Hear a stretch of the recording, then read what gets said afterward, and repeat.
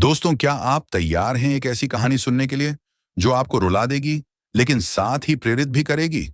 तो बने रहिए, क्योंकि यह वीडियो आपके रोंगटे खड़े कर देगा।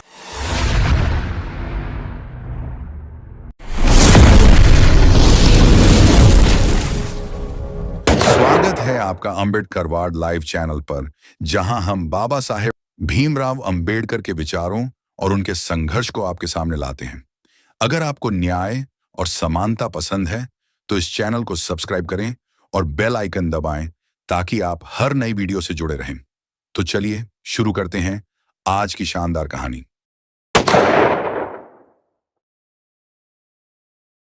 दोस्तों, 1920 और 1930 के दशक में भारत में अछूत कहे जाने वाले समुदाय को असहनीय पीड़ा और भेदभाव झेलना पड़ता था। सार्वजनिक कुओं से पानी भरने का अधिकार नहीं, शिक्षा का अधिकार नहीं और न ही सम्मानजनक जीवन जीने की आजादी। लेकिन इन सब के बीच एक शख्स था, बाबा साहेब अंबेडकर, जिन्होंने इन अछूतों की आवाज बनने का संकल्प लिया। 1927 में जब साइमन कमीशन भारत आया, तो बाबा साहेब ने ब्रिटिश सरकार के सामने साफ साफ कहा कि अछूतों का हिंदुओं से अलग अस्तित्व है। वे गुलामों जैसा जीवन जी रहे थे। 1930, 1931 और 1932 में लंदन की गोलमेज सम्मेलनों में बाबा साहेब ने इतने मजबूत तर्क रखे कि ब्रिटिश सरकार को भी उनकी बात माननी पड़ी। 1932 में ब्रिटिश प्रधानमंत्री रामसे मैकडोनाल्ड ने कम्युनल अवार्ड की घोषणा की, जिसमें अछूतों को दोहरे वोट का अधिकार मिला, एक आरक्षित सीट के लिए और दूसरा सामान्य सीट के लिए। क्या था कम्युनल अवार्ड, जिसके विरोध में गांधी जी आमरण अनशन करने को तैयार हो गए? पहला गोलमेज सम्मेलन 1930 में हुआ, जिसमें भारत से आए सभी नेताओं से अपना पक्ष रखने को कहा गया। जहां बाबा साहेब ने दलित, उस समय के डिप्रेस्ड क्लासेस का पक्ष रखा, बताया कि किस तरह सदियों से एक समुदाय विशेष को इंसान तक नहीं माना जा रहा।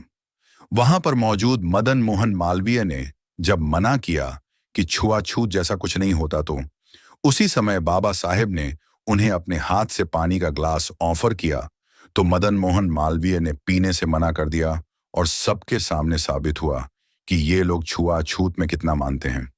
आगे जाकर 1932 में दूसरे गोलमेज सम्मेलन में गांधी जी ने हिस्सा लिया, जहां गांधी ने बाबा साहेब से सवाल किया कि अंबेडकर, तुम किस आधार पर दलितों के लिए अधिकार मांग रहे हो? क्योंकि दलितों, अछूतों का प्रतिनिधि मैं हूं, तुम नहीं। इसके बाद यह साबित करने के लिए कि गोलमेज सम्मेलन में दलितों का प्रतिनिधित्व कौन करेगा, वोटिंग करवाई गई। भारत से तार के जरिए वोट मंगवाए गए। इसमें गांधी की जीत हुई, क्योंकि ज्यादा तार गांधी के पक्ष में आए थे। लेकिन जो ज्यादा तार और पत्र गांधी के पक्ष में आए थे, वो अधिकतर गुजरात वाले क्षेत्र से आए थे, जबकि बाबा साहेब के लिए पूरे भारत से तार और पत्र आए थे। तो साबित हुआ कि गांधी सिर्फ कुछ हिस्से के दलितों के नेता हैं, लेकिन बाबा साहेब पूरे भारत के अछूतों के प्रतिनिधि हैं।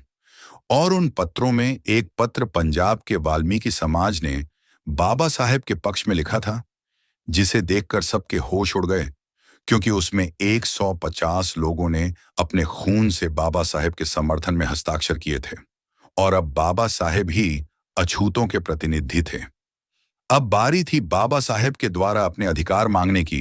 जहां मुस्लिम अलग देश की मांग कर रहे थे, वहां बाबा साहेब ने कभी अलग देश की मांग नहीं की, क्योंकि उनका कहना था कि हम सबसे पहले और सबसे आखिर में भारतीय ही हैं।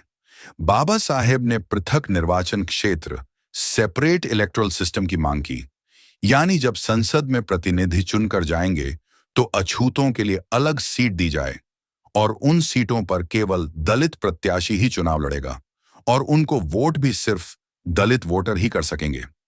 यानी कि पूरी तरह से चुना गया प्रतिनिधि दलितों का होगा और वही सही मायनों में दलितों के हक की बात कर सकेगा। लेकिन दूसरी जगह, जहां से सामान्य प्रतिनिधि सामान्य क्षेत्र से चुनाव लड़ रहा है, उस क्षेत्र में दलित भी उसे वोट कर सकते हैं। यानी सामान्य प्रतिनिधि को जीतने के लिए दलित के वोट की जरूरत होगी, लेकिन दलित क्षेत्र में लड़ने वाले दलित को सामान्य लोगों के वोट की जरूरत नहीं होगी। इस प्रकार बाबा साहेब ने दलितों के लिए दोहरे वोट की मांग की थी और बाबा साहेब की यह मांग मान ली गई। यह अधिकार दलित समुदाय के लिए नया जीवन था, लेकिन यह अधिकार भी विवादों में घिर गया। लेकिन इस बीच एक बड़ी बाधा आई, महात्मा गांधी। गांधी जी नहीं चाहते थे कि अछूत हिंदुओं से अलग माने जाएं। वे मानते थे कि अछूत हिंदू समाज का अभिन्न अंग है। लेकिन बाबा साहेब ने सवाल किया, अगर अछूत हिंदुओं का अभिन्न अंग है, तो फिर उनके साथ जानवरों जैसा व्यवहार क्यों? इस सवाल का गांधी जी के लिए जवाब देना मुश्किल था।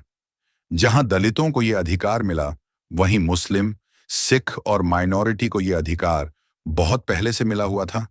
लेकिन कभी भी गांधी जी ने उनका विरोध नहीं किया। गांधी जी ने दलितों को मिले कम्युनल अवार्ड का विरोध करते हुए यरवदा जेल में आमरण अनशन शुरू कर दिया। उनकी हालत दिन ब दिन बिगड़ती जा रही थी। इस बीच बाबा साहेब को धमकियां मिलने लगीं कि अगर गांधी जी को कुछ हुआ तो दलित बस्तियों को उजाड़ दिया जाएगा, और जगह जगह दलितों की बस्तियों में आगजनी की घटना देखने को मिलने लगी और बाबा साहेब को जान से मारने की धमकियां आने लगी। लेकिन बाबा साहेब किसी से नहीं डरे। बाबा साहेब के दोस्तों ने भी उन्हें समझाया कि एक गांधी मर गया तो दूसरा आ जाएगा, लेकिन अगर आप नहीं रहे तो आपके समाज का क्या होगा? इस दबाव में 24 सितंबर 1932 को बाबा साहेब ने आंसुओं से भरी आंखों के साथ पूना पैक्ट पर हस्ताक्षर किए। अब दलितों को पृथक निर्वाचन और 2 वोट के अधिकार की जगह राजनीतिक आरक्षण दिया गया, जिसके तहत दलितों यानी एससी एसटी के लिए कुछ रिजर्व सीट दी गई। यह वह पल था जब बाबा साहेब ने अपने सपनों को कुर्बान किया, लेकिन दलित समुदाय की सुरक्षा के लिए यह कदम उठाया। पूना पैक्ट पर हस्ताक्षर करने के 3 दिन बाद बाबा साहेब ने धिक्कार दिवस मनाया और मंच से रोते हुए कहा, मैंने अपने जीवन की सबसे बड़ी गलती की है। मैं ऐसा करने को मजबूर था। मेरे बच्चों, मेरी इस भूल को सुधार लेना। बाबा साहेब ने कुछ दिनों तक खाना नहीं खाया। उनकी तबीयत खराब रहने लगी, क्योंकि बाबा साहेब को पता था कि अब दलित समाज से दलाल पैदा होंगे, प्रतिनिधि नहीं। बाबा साहेब ने कभी गांधी जी को महात्मा नहीं माना। उनके लिए असली महात्मा थे ज्योतिबा फूले, जिन्होंने समाज सुधार के लिए जीवन समर्पित किया। बाबा साहेब की यह लड़ाई सिर्फ अधिकारों के लिए नहीं, बल्कि सम्मान और स्वाभिमान के लिए थी। दोस्तों, पूना पैक्ट बाबा साहेब के जीवन का एक दुखद लेकिन प्रेरणादायक अध्याय है। उन्होंने साबित किया कि सच्चा नेता वही है जो अपने लोगों के लिए सब कुछ त्याग दे। अम्बेडकरवाद लाइव चैनल का लक्ष्य यही है कि बाबा साहेब के विचारों को हर घर तक पहुंचाएं, ताकि हम उनके सपनों को पूरा कर सकें। तो चलिए हम सभी मिलकर बाबा साहेब के संदेश को फैलाएं, शिक्षा, समानता और स्वाभिमान। जय भीम, जय भारत, बाबा साहेब अमर रहें। दोस्तों, जय भीम। अगर आपको आज का हमारा ये वीडियो पसंद आया हो तो वीडियो को लाइक जरूर करें, अपने परिवार व दोस्तों के साथ शेयर करें, और आपका कोई भी सवाल या सुझाव तो कमेंट बॉक्स में लिखें। और इसी तरह के वीडियो देखते रहने के लिए आपके अपने चैनल एम्बेडकरवाद लाइव को सब्सक्राइब जरूर करें। जय भीम।